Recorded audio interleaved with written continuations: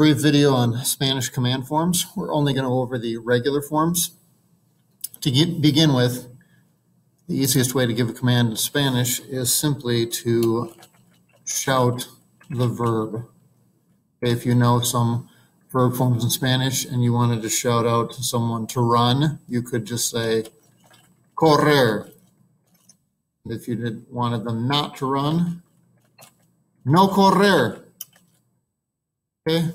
If that's all you're doing, if you're just learning basic survival Spanish, if you will, yeah, you could just use some existing actions that you know. Don't worry about the endings or forms and pronounce it like a command, and people would do that action or would not do that action. But if you are in an official Spanish class trying to learn long-term the language, you of course have to know the forms. So to begin with, we need to see who can we not give a command to. All right, you're not going to go through all the pronouns like you have in the past because you're not going to give a command to yourself. So there's no yo command. We're not going to give a command to a third person, él or ella.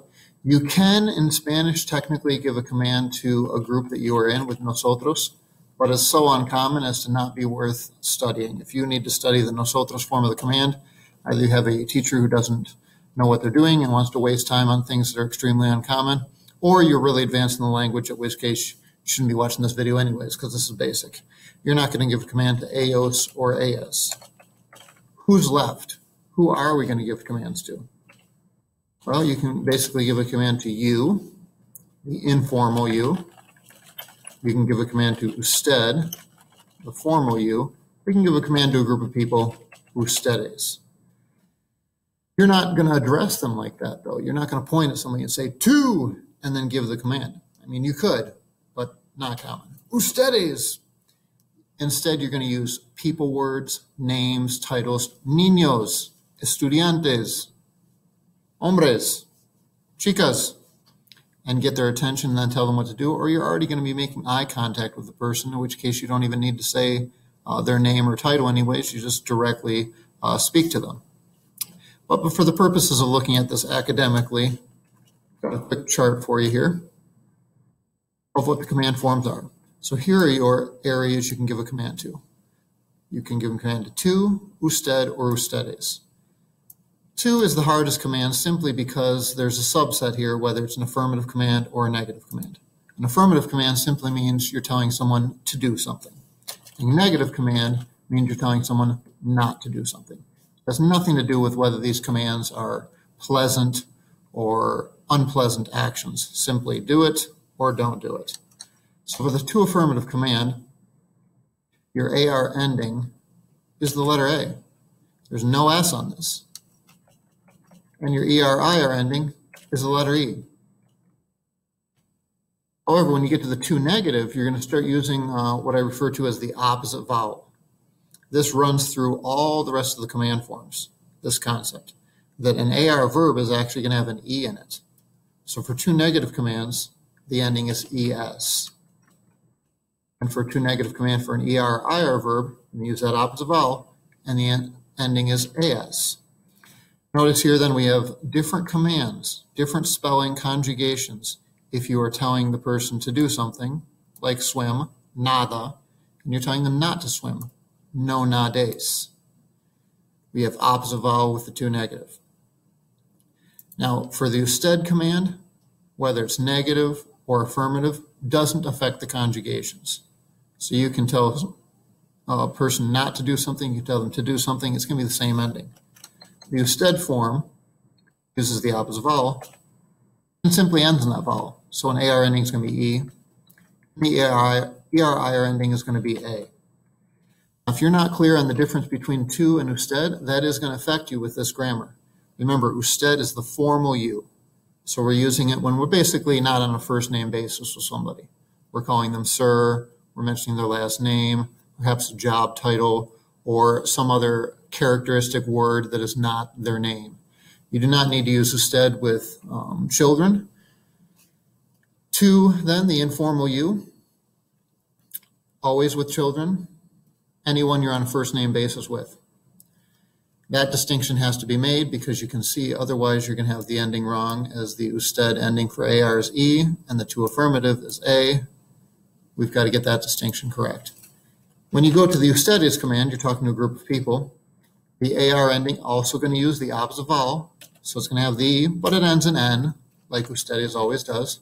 And so for the ER-IR forms, opposite vowel A ends in N, AN. So you can see the pattern we have with this is that the to negative form, the usted, and the ustedes form, all are using this opposite vowel. For an AR, that being an E, for an ER-IR, that being an A. That's the most important concept with this. The to affirmative is actually the black sheep of the command family. It is not following the pattern. Now, the fact that that pattern is new, this concept of using the opposite vowel, and it looks strange because when you see an AR verb, you don't think of the letter E. That's what you're going to have to spend time memorizing, committing to memory, because you won't want to do that based on prior knowledge that you've learned. Also, things that look strange is the to form ending in a vowel instead of with the S. This is where the memorization and practice kicks in. These are the 4 command forms. Now, beyond that, we can look at what some command sentences might look like. We'll focus just on the to affirmative here. So we're saying kid, we don't know his name. We're going to say run in the park. With all those endings, we're first dropping the AR, ER, or IR. Since this is a to affirmative command, we do not use opposite vowel, and it ends in that vowel. Corre al parque, run to the park. Pedro, you're calling the guy by his first name, so that is a to command. It's affirmative. We don't have the word no. We want to tell him to study in the library. Estudia, we drop the AR. We use that ending A. So you might think of the to affirmative as using the ordinary vowel or the same vowel that you're accustomed to. Okay, take a look at these next examples here. Same sentence function, the same actions, and we're now telling a child not to do something, so don't run. No corras. Now we can see the opposite vowel being used, and it has an S for an ending in the to negative. Pedro, don't study every day, because there's more to life. No estudies. AR verb, it goes to the E and has the S ending. This is the distinction. You're looking at quizzes. You're looking at the same person. Niño corre. Niño, no corras. That's a distinction to watch out for. When you get to the usted form, you don't need to focus on that. It doesn't matter whether it's affirmative or negative. So, Señor Lopez, sign the document. Well, we want to see that firmar is an AR verb. Drop the AR, opposite vowel, firme. Usted ends in the vowel. Señor Lopez, read the Constitution. Leer is an ER verb. Drop that ER, add the opposite vowel, lea. Now, negative will not change this. If we want to tell Señor Lopez not to read the Constitution, no lea la Constitución. No firme el documento. I'm looking here at a ustedes command, any command for a group of people. So we're giving a command to a group of students, estudiantes, we have their attention, then we tell them a command which is write a note. Opposite vowel after you drop the AR, the IR, escriban una nota. Ustedes ending has the N after you use the opposite vowel. Students, work please. So an AR verb here, trabajen. Switch it to the opposite vowel with the N. Now this is just the regular forms. I'll quickly mention another factor here. This is all based on the present tense. So if any verb in the present tense works differently, for example, dormir, volar, which are UE verbs, that same UE form is carrying over to the command. So sleep, duerme, if you're talking to the to affirmative, to negative, no duermas.